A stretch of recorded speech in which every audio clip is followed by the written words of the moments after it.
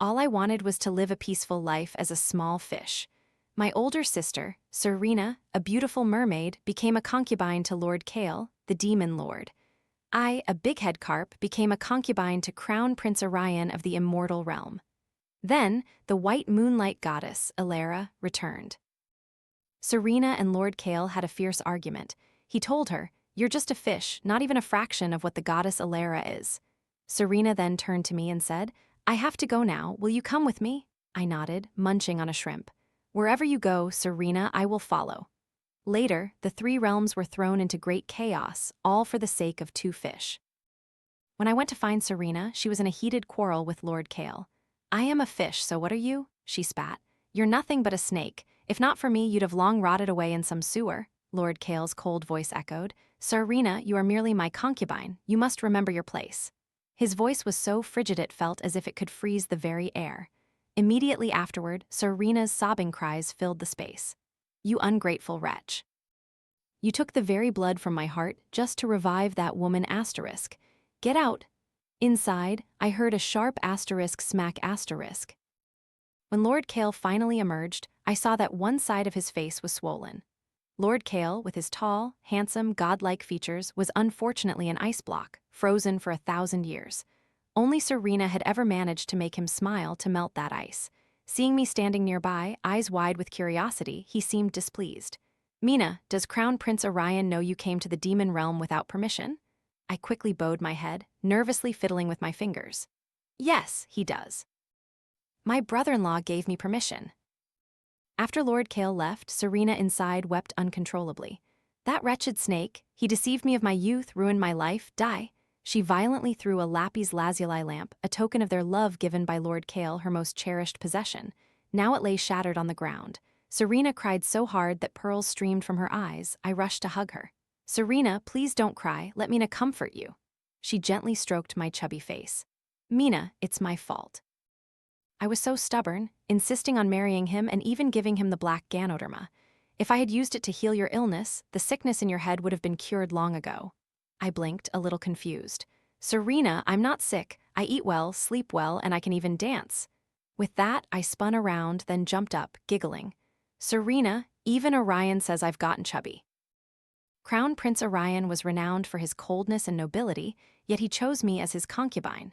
Everyone said I was incredibly lucky, like a sparrow transforming into a phoenix. Serena and I were both fish. Serena was a captivating, beautiful mermaid, while I was a clumsy, big-headed carp. From a young age, I lacked spiritual energy.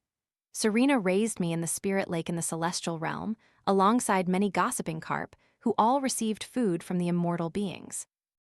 The carp would always mock me. "Where did this big-headed carp come from? So ugly?" I'd shake my tail. "I'm not ugly. We big-head carp naturally look like this." Gradually, they realized I wasn't very bright, so they stopped bothering to talk to me.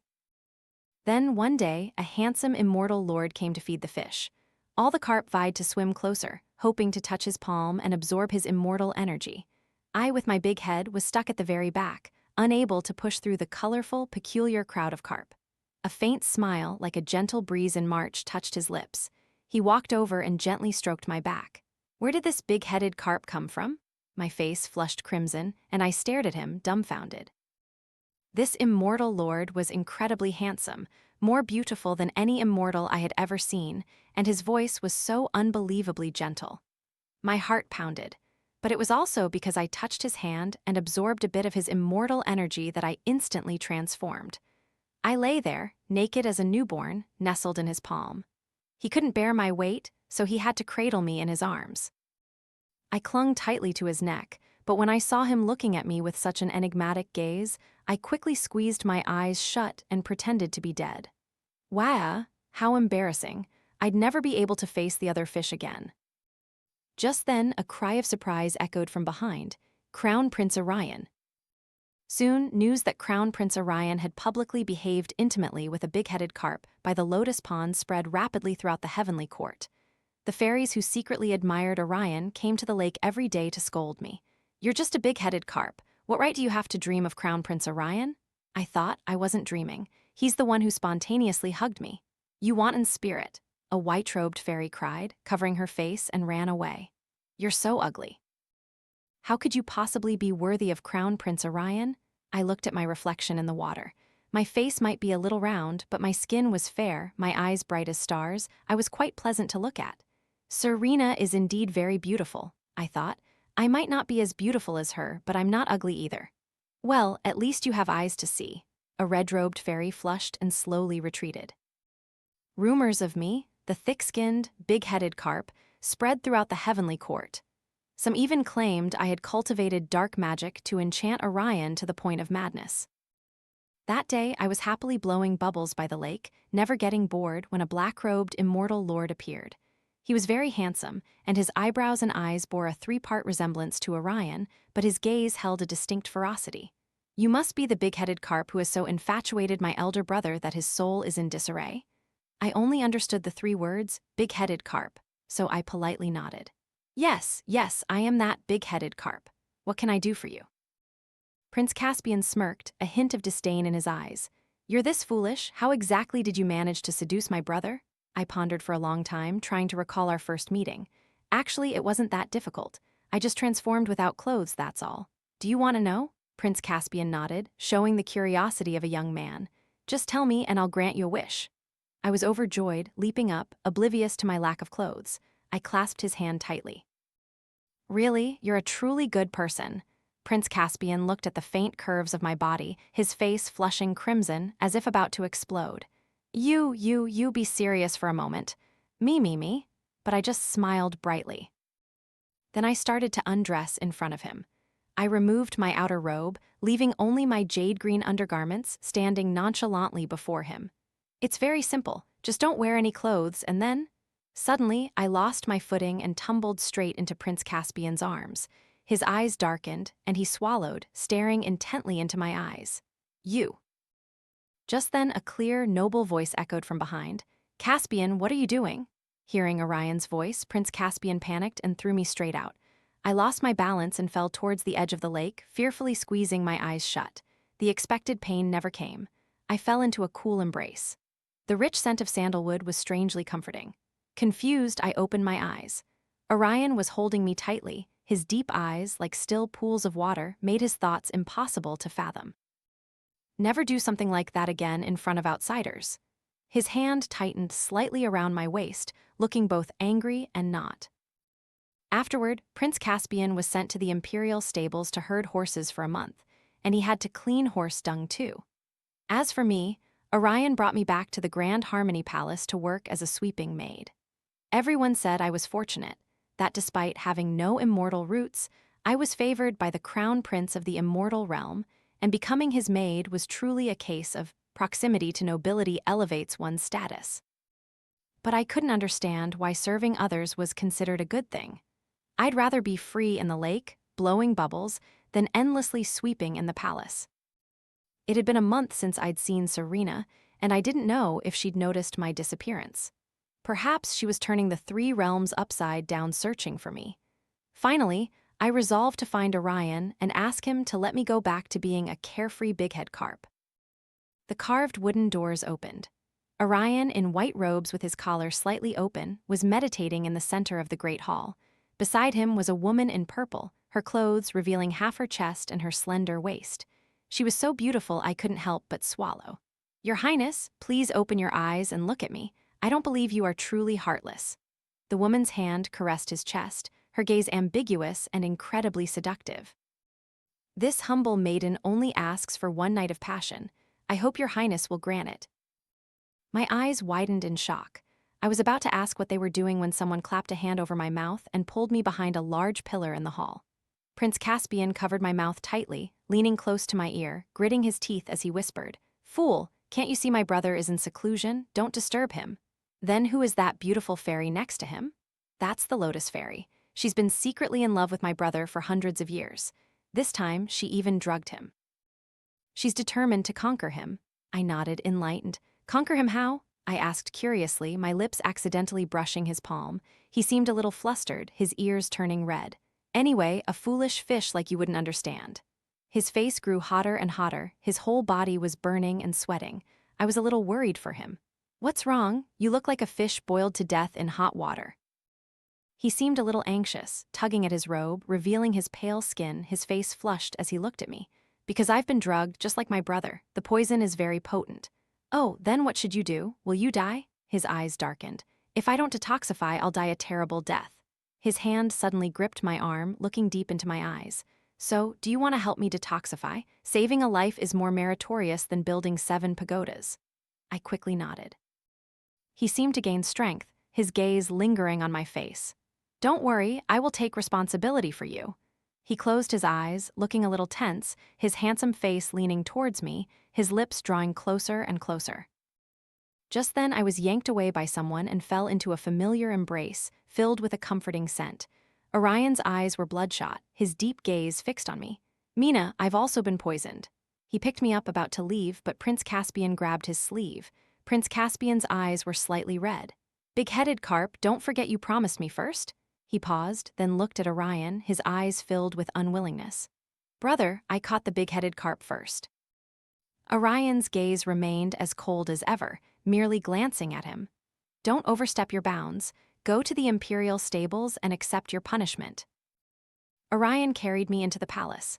Inside, thin silk fluttered everywhere, dazzling my eyes. He placed me on a jade bed. I quickly scrambled up. Orion, have you also been poisoned? He wore only a white silk undershirt, his broad chest exposed, revealing his strong physique. I never thought that these seemingly thin, reed-like immortal lords would be so muscular when undressed. I looked at him anxiously. Are you poisoned like Prince Caspian? At the mention of Prince Caspian's name, Orion's pupils constricted slightly, a sharp glint in his eyes. Since when have you two become so close? I was a little embarrassed. Since the last time, Prince Caspian agreed to help me find Serena. Every 3 days, I'd go ask him if he'd found any trace of her. Although Prince Caspian seems lazy at first glance, he's actually quite good when he's serious. He mobilized his network across the 3 realms and finally heard that Serena had rescued Lord Kale in the River of Oblivion and was still in the demon realm. Seeing me burst into tears, fearing for Serena's safety, he even patiently comforted me, saying that Serena was now Lord Kale's benefactor and the demon realm wouldn't treat her badly. Hearing his words, I slowly felt at ease. I smiled candidly. Prince Caspian is a good person. He helped me a lot, so when he was poisoned, I wanted to help him too. As soon as I finished speaking, Orion looked down at me, a bitter smile on his lips.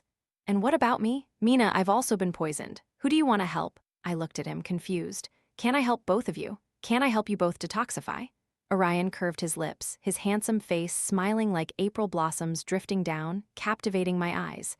He took my hand and placed it on his chest. I didn't know whose heart was beating faster.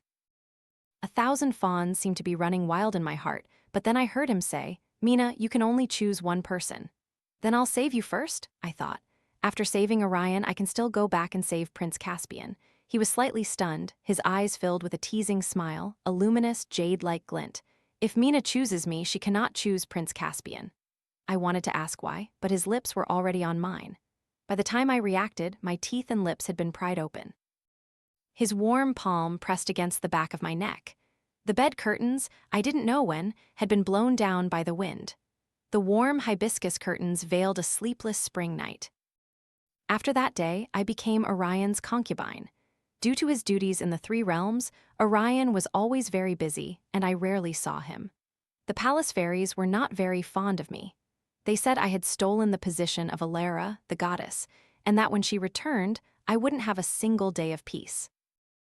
Then Elara truly returned. Her primordial spirit had dissipated, and Orion had used the spirit-gathering lamp to allow her to experience 3 lifetimes in the mortal realm to cultivate her immortal bones and jade-like skin anew. On the day she returned, 100 flowers bloomed in the immortal realm and 100 birds sang. Everyone said it was a rare sight, seen only once in 100 years. She was Orion's fiancée.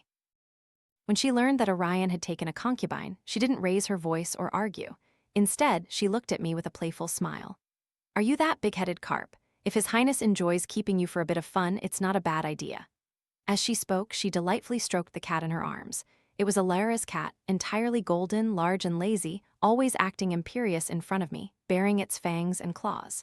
Sometimes, when no one was looking, it would even jump up and scratch my face. Each time, Elara would apologize with a look of regret. I'm so sorry, my kitten is mischievous. Sister, you wouldn't hold it against this beast, would you? Others would chime in. They say cats can distinguish good from bad. It doesn't scratch anyone else.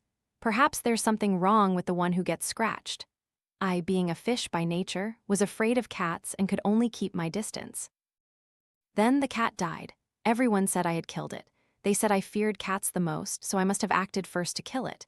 I said I didn't do it, but they didn't believe me. They even found poison in my room.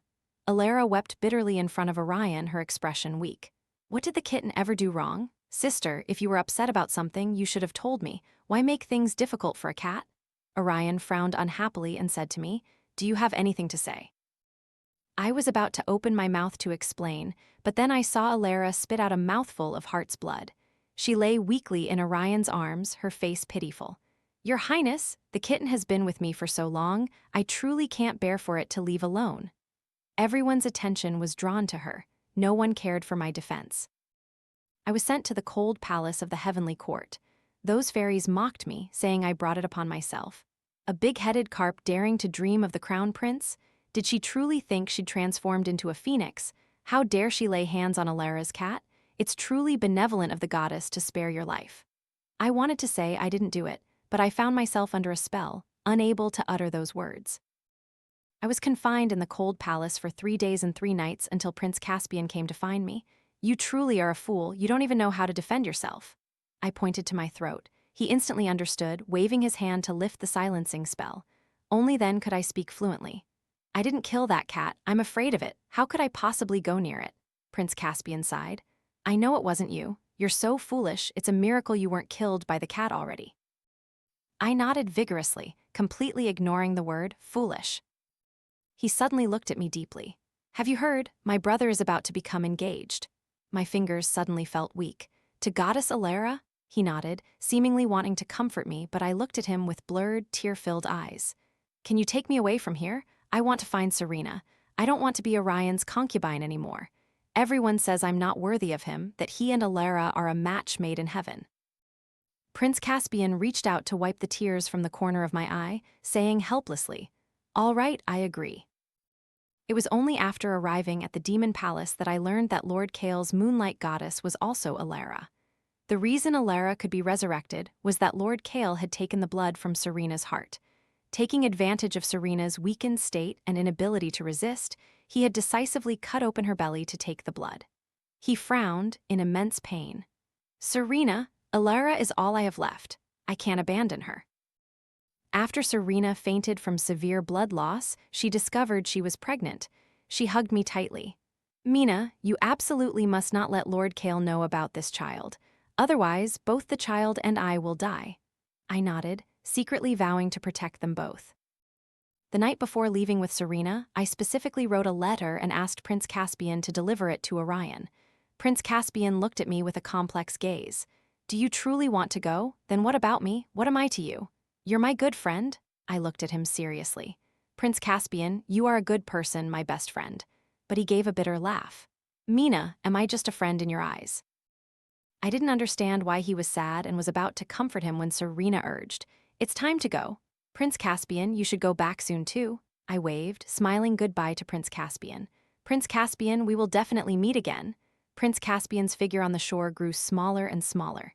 He stood still, watching the small boat drift away, finally letting out a helpless laugh. It turns out, the truly foolish one was me. Serena and I never expected that after only 3 months of brief seclusion, when we emerged, the entire 3 realms would be in chaos. After Serena became pregnant, her body was weaker than usual. I couldn't bear to see her suffer, so I secretly snuck out, intending to go to the mortal realm to buy some prenatal medicine. But as soon as I reached the shore, I was captured by a group of people. They used a magical fishing net to catch me, their faces twisted with greed. Excellent. We've waited so long, and finally we've caught a demon fish. The imperial preceptor said whoever catches a demon fish will be handsomely rewarded. This time, it's my turn to get rich. Their laughter was deafening. I took out the pearls on my person, wanting to beg them to release me. Just let me go, and I'll give you many more pearls. They snatched my pearls and touched my face, laughing obscenely. This demon fish, though a demon, is beautiful and soft. It won't hurt to deliver her a little late, will it? They locked me in a straw hut. I huddled on the ground, fearfully clutching at the straw. What do you want? Their laughter grew more wanton. If the little girl can serve us well, we'll let you die quickly. A dirty hand reached out and touched my waist. Terrified, I gripped the dagger in my hand, preparing to fight for my life when the door suddenly opened. A beam of light shone in, and the fishermen immediately fainted, collapsing to the ground. Seeing the person standing outside the door, I was startled. Serena, why are you here? Serena, holding her large belly, stood at the door, panting. Mina, how many times have I told you not to leave the forbidden area on your own? I rushed forward, weeping, and hugged her. Serena, I'm sorry. I just wanted to go out to find some medicine and come right back. Serena's body had been growing weaker recently. She was pregnant with Lord Kale's child, and the fetus continuously absorbed her spiritual energy. If she didn't nourish her body soon, she might not make it until the child was born. Serena stroked my head, sighing helplessly. Foolish girl, if anything happened to you, I wouldn't want to live either. I supported Serena, still wanting to go to the pharmacy, but Serena gripped my hand, shaking her head repeatedly. No, I didn't understand until I saw the wanted posters plastered by the roadside. They clearly stated, Demon Fish, Chaos Fish. Whoever captures a demon fish will be rewarded with 10,000 taels of gold, promoted to official, and granted a fief. Within a short period, many people were fishing, and even the entire 3 realms were hunting demon fish. Serena and I wore veils and hats, our hearts filled with dread. How could this be? In just 3 short months, the entire 3 realms have become enemies of demon fish. Serena gripped my hand, her voice firm. Mina, we must quickly return. I helped Serena, nodding repeatedly, but my whole body was weak and powerless. Serena was the same. She reached up to her forehead, and before she fainted, she gritted her teeth. No good, we still fell into their trap. When we awoke, we were locked in a large prison with a crowd of other demon fish. The prison was filthy, filled with foul water. Those other demon fish wept pitifully. I just cultivated into human form. Why am I locked in here? I'd rather be a fish. I was about to get married, but that rotten Taoist priest caught me. Wah, wah. Cries echoed everywhere, lamentations filling the space. Serena, fond of sleeping, was soundly asleep beside me. I couldn't help but quietly ask the small fish around me, why are we being captured? The other small fish cried as they spoke to me. The imperial preceptor of the human realm dreamed that a celestial god said that demon fish cultivating into demons is an ominous sign, and they must be quickly eliminated, otherwise the human realm will face great calamity. Another fish chimed in mysteriously. No, that's not it. I heard that the demon lord of the demon realm was deceived by a fish. That fish stole the demon lord's heart, and the demon lord was furious, vowing to kill all the fish in the world. No, you're all wrong. My master said it's because the beloved concubine of the crown prince of the celestial realm ran away. I heard she colluded with her husband's younger brother and fled with him. This is the laughingstock of the immortal realm. The more they spoke, the more animated they became, and finally, indignation swelled in everyone's hearts. In short, we innocent fish are all implicated by those 2 fish, they said, patting my hand. Big sister, don't you agree? I was a little stunned, about to open my mouth to explain, when the prison door suddenly opened. The jailers escorted us demon fish into a grand, gilded, splendid palace, and then immediately retreated. I had been supporting Serena, but seeing her pale face covered in continuous sweat, I had a bad feeling. I anxiously asked, Serena, are you all right? Serena, rubbing her belly, forced a smile. I'm fine, you must keep your spirits up. I nodded, but just then, a cat suddenly rushed out, nearly colliding with Serena's belly. Startled and panicked, I quickly stepped in front of her, blocking the cat. Its claws were sharp, scratching my hand, drawing blood. It panted, looking at me, its fur standing on end, its eyes filled with resentment. A graceful voice suddenly rang out, tinged with sarcasm. What a profound sisterly bond. It truly brings tears to one's eyes. Elara walked lightly to the sound of immortal music, though there was no trace of a smile in her eyes when she looked at me. After all, you are just 2 lowly, filthy demon fish. Why are you worth mobilizing the entire 3 realms to find? She gripped my chin, meticulously examining my eyes. Indeed, you have beautiful eyes. They can make Orion remember you. Lotus Fairy only resembled you by 3 parts, yet she managed to get close to him and became a female official last month. She had been smiling radiantly, but when she saw Serena's belly, her eyes turned red with anger. Vile bloodline, how dare you carry his child? Serena had been pregnant for 8 months, and her pulse had always been unstable, unable to withstand agitation. I stood in front of Serena, confronting Elara. You are a goddess. Shouldn't a goddess love all living beings? Why are we, the demon race, considered lowly? Are demons not living beings? Elara laughed, looking at me with contempt. What right do you have to say such things to me? I was born a goddess, worshipped by all living beings. You common demon race are inherently lowly. How can you stand beside them? When I fell for the sake of all living beings, you had not even transformed yet. I grew up with Kale. I was also with Orion through those eternal years. After I fell, you were, at most, only with them for a few short years. What right do you have to usurp my position? The more she spoke, the more agitated she became, eventually manifesting a sword and thrusting it towards Serena's belly. I was scared out of my wits, quickly shielding the sword. As the sword flew towards me, I heard Serena scream tragically, "Mina, no!" I closed my eyes, but the imagined pain did not come. A hand, white as jade, caught the flying, immortal sword. Blood flowed along his fingertips, yet he didn't even frown. His cold voice rang out, tinged with indifference. "Elara, you have gone too far." Elara wept, tears streaming down her face, looking at him in disbelief. "Orion, are you insane? I am your fiancée, your destined one. She is completely unworthy of you. Why would you still save her? How can the celestial bloodline be defiled by a lowly demon race?" Orion's hand was injured by the sword energy, black blood dripping onto the ground. But I didn't even have time to look at him, turning quickly to embrace Serena. Serena pushed me away, opening her mouth to say, "Mina, go quickly, don't worry about me." I held her tightly, seeing amniotic fluid flowing from beneath her. I panicked. Serena, don't worry, you and the baby will be fine." I had never assisted in childbirth, but I knew Serena was of the fish race. Only in water could she give birth safely. "Water, let's go find water right now. As long as there's water, everything will be fine." But Serena gripped my hand, smiling wanly. "No, it's too late. Mina, even if there was water, my body has been weak for too long. The baby in my womb has very strong cultivation and has absorbed a lot of my spiritual energy. When spiritual energy is depleted, life is in danger. Now, Serena can barely endure. The child is about to be born. To preserve its life, I can only use all my spiritual energy to protect its birth." I wiped my tears, suppressing my sobs, continuously channeling spiritual energy into Serena. "Serena, there's still time. You must hold on." Elara, nearby, smiled triumphantly. She looked at Serena and me, her face smug. A lowly species wishing to carry the bloodline of a celestial being. In the end, only the fate of a violent death awaits you. Whether it's you or your sister, neither of you can escape this predetermined fate. After giving birth to a baby girl, Serena's face became even weaker. Seeing my face covered in tears, Serena reached out and wiped them away very gently. "Mina, when I'm gone, promise me you'll take good care of this child, okay?" I shook my head repeatedly. "Serena, don't. You are the baby's mother. You must live. You must see this child grow up with your own eyes." Orion, nearby, looked down, clutching me unsettled.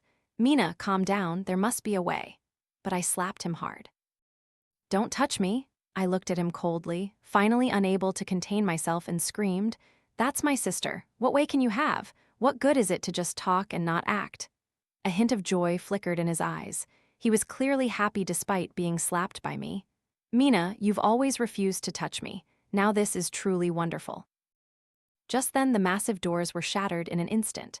A tall, imposing figure strode in, his eyes bloodshot. Lord Kale tightly embraced Serena, kissing her forehead. "I'm sorry, Serena, I'm late." Serena saw him, her eyes filled with resentment, and immediately no longer wanted to die. "You stinking snake, even on my deathbed I have to see you. Do you want me to die with my eyes open?" Serena pouted indignantly, but Lord Kale smiled. "Serena, rest assured. Even if I have to die, I won't let you die." Elara, seeing this, finally almost collapsed. She stared intently at Lord Kale, her eyes full of disbelief. "Kale, didn't you say before that you only had me left?" Though Lord Kale was of the demon royal family, he had been exiled since childhood and was not favored by others. As a child, he had even roamed the Divine Mountain like a little beggar. At that time, Elara was a goddess on the Divine Mountain, and she loved nothing more than throwing him the offerings she didn't like to eat. She would always smile cheekily and say, "Little beggar, this is a treat for you." Gradually, Kale, who had lacked affection from a young age, became utterly obedient to Elara, until Elara was brought back to the heavenly court by the emperor, where she fell in love at first sight with Orion and made an engagement with him. Now Lord Kale's gaze towards Elara no longer held the tenderness it once did. Elara, you knew Serena was carrying my child, yet you still harmed her. Elara also laughed. She seemed to return to her former self, still the imperious goddess on the divine mountain. She fundamentally doesn't deserve to bear your child. It's better for me to take care of everything for you than to let your bloodline be mixed. In her eyes, Lord Kale was her loyal dog who should revolve around her. Even if I am the future crown princess of the immortal realm, I am still your benefactor. Have you forgotten? But Lord Kale was no longer the little beggar of yesteryear. He stepped forward, one hand tightly gripping Elara's neck. Elara, there are some things you should return to Serena. Elara looked at him in disbelief. She knew that she could be resurrected precisely because she had taken the blood from Serena's heart. Now, asking her to return the heart's blood was no different from asking her for her life. You want me to die? But Lord Kale looked at her indifferently, his eyes filled with sorrow. To save you, I nearly killed my wife. Now my child is about to die at your hands. Elara, how else do you expect me to believe you? Elara's magic was suppressed by Lord Kale, so she could only beg Orion for help. Orion, I am your wife, why won't you save me? But Orion's eyes only saw me. He coldly glanced at Elara. Elara, it's time to return the consciousness of the spirit-gathering lamp to Mina. It turned out that the spirit-gathering lamp could gather all things in the world, but its wick was the most difficult to create. If it didn't have its own consciousness, it required a strand of pure spiritual consciousness to ignite it. After I was born, I inexplicably lost a strand of my spiritual consciousness. My parents searched everywhere but couldn't find it.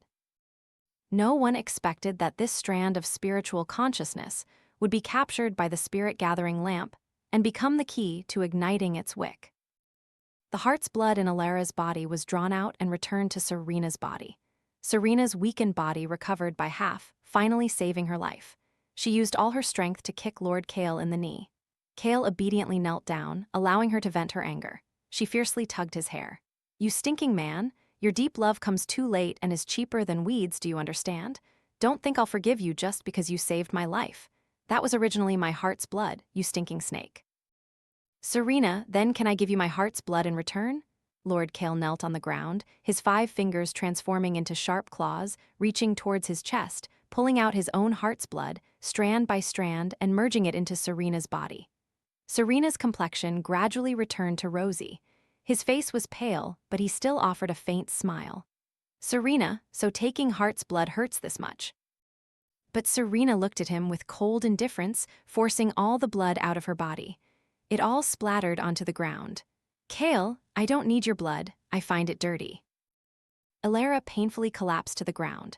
The part of my spiritual consciousness in her body also returned to me. I immediately felt my ears sharper and my eyes clearer. Many things I hadn't understood or seen clearly before suddenly became much clearer. Elara suffered severe damage to her primordial essence. She lay prostrate on the ground, laughing bitterly. Why, I was clearly the goddess. I was the one chosen by heaven's will. Why did they choose you? She lay motionless on the ground, no longer possessing the arrogant air of the goddess she once was. Her eyes were filled only with resentment. I am the goddess. I am the master of this world. I slowly walked up to Elara, sat down, and asked her, confused, Elara, what exactly is your all living beings?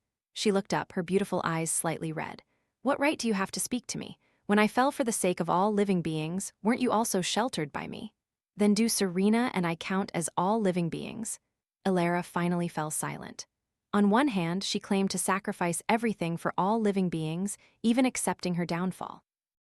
On the other hand, she regarded Serena's and my lives as mere grass. She divided living beings into categories, looking down on Serena and me everywhere. Yet, her resurrection was clearly due to Serena's heart's blood and a strand of my spiritual consciousness. She borrowed others' strength to be reborn, but wholeheartedly wanted to push them to their deaths. Elara, like this, had long ceased to be a goddess. She had become a fallen immortal, yet she was not accepted by the demon realm, becoming a useless wanderer outside the 3 realms. The child Serena gave birth to was named Lyra. Lyra was intelligent from a young age, learning everything quickly. Sometimes she even taught me how to cultivate, guiding my movements. Auntie, practicing like this will be more comfortable. I rubbed Lyra's face. Thank you, Lyra. Since my spiritual consciousness fully returned, I also began to cultivate. Although I was a bit slow, everything was progressing well. Serena brought us back to the seaside and established a cave dwelling here. Lord Kale frequently sent rare treasures and countless spiritual elixirs. Serena accepted everything but still refused to meet him even once. Even Lyra didn't want to call Kale father. When I was in Mommy's tummy, I often felt Mommy's sadness. He hurt Mommy, so I don't want to recognize him as my father either. Lyra had been intelligent and opinionated since childhood. Serena was as beautiful as ever. Her admirers spanned the 4 seas and 5 continents, and there were quite a few bold suitors. Kale grew more and more anxious, even proactively proposing to become Serena's male consort, but Serena remained unmoved, coldly replying, "Demon Lord, your status is noble. I am just a humble little fish. How dare I accept?" Kale, rarely receiving a reply from Serena, became even more zealous, even actively going to the Southern Wind Pavilion to learn the art of male companionship. Halfway through my cultivation, Lyra gently rubbed my belly, looking at me worriedly.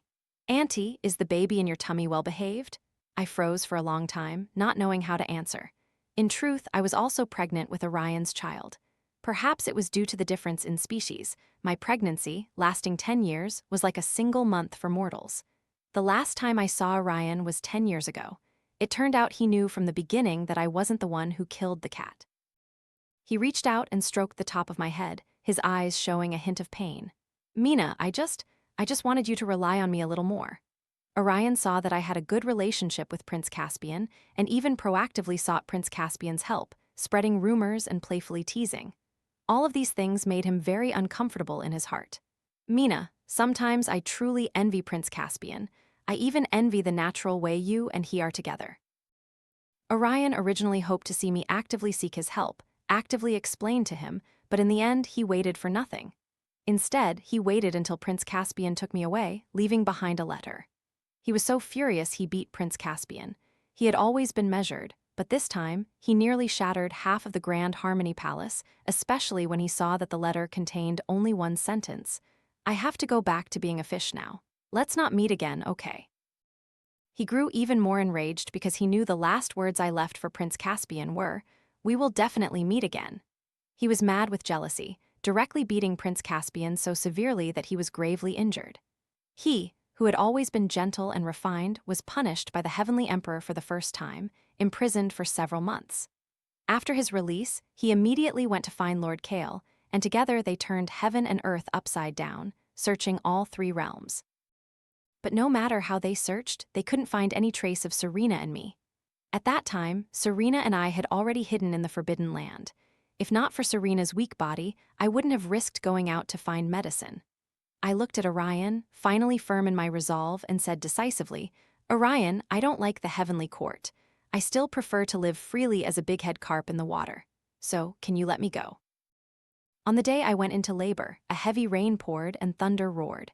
Serena and Lyra stayed by my side, not daring to leave for a single step. In truth, Elara hadn't been wrong back then. Serena and I were just ordinary fish, yet we were pregnant with the children of the Celestial clan. The birthing process was certainly not going to be easy. I gripped Serena's hand, a faint smile on my face. "Serena, don't worry, I will definitely be fine." Although Lyra was young, she was already skilled in array formations. "Auntie, don't worry, with me guarding, nothing will happen." But after the baby was born, my spiritual energy rapidly depleted. Even trying to seal it was no use. Serena panicked. She gripped my hand. "Mina, are you hiding something from me?" My spiritual energy was weak. I originally didn't have enough spiritual energy to give birth. To keep this baby, I diligently practiced day and night, but the growth rate of my cultivation could never compare to the rate of spiritual energy dissipation. If Serena knew, I wouldn't be able to keep this baby. But I truly, truly couldn't bear it. I smiled, gripping Serena's hand. "Serena, from now on, I'll have to rely on you and Lyra for the baby." Serena's eyes reddened, looking at me. "Mina, you'll be all right." Before closing my eyes, I seemed to see a figure. He gently embraced my entire body in his warm arms. The embrace was so familiar, even the scent was familiar. "You are?" But he held me tightly, covering my eyes. Before I fell back into darkness, he whispered in my ear, "Mina, I'm sorry. When you wake up, everything will be all right." When I awoke again, I was by the seaside. The sound of ocean waves continuously reached me, lapping against the shore like an unchanging song from ancient times. Serena was holding the baby nearby. I looked at the baby sleeping soundly in her arms, finally letting out a sigh of relief. Serena said I had been asleep for 3 months. I quickly asked her, "Serena, who was the person who saved me then? Why do I have no memory of him?" But Serena dared not look at me, dodging the question. Even Lyra didn't dare to look at me. "Mina, do you really want to know?" I had a bad feeling, but still nodded. Finally, Serena sighed, "You should go to the immortal realm." The immortal realm had changed a lot now. Even the fairies who were once seen everywhere were much fewer. The immortal realm did not keep idle people. Prince Caspian's personality was also much more composed now. After seeing me, he gave a faint smile. "So, you've finally come." He looked exactly like Orion did when I first met him. I was a little startled, staring at him, finally asking, "Prince Caspian, where is Orion?" Prince Caspian's expression was unreadable. He poured me a cup of tea, his voice heavy. "Mina, if you knew that heaven's will is hard to defy, yet still wish to defy it, what would you do?" I finally panicked but couldn't help but step forward, unable to control my heart, asking him, where did he go?"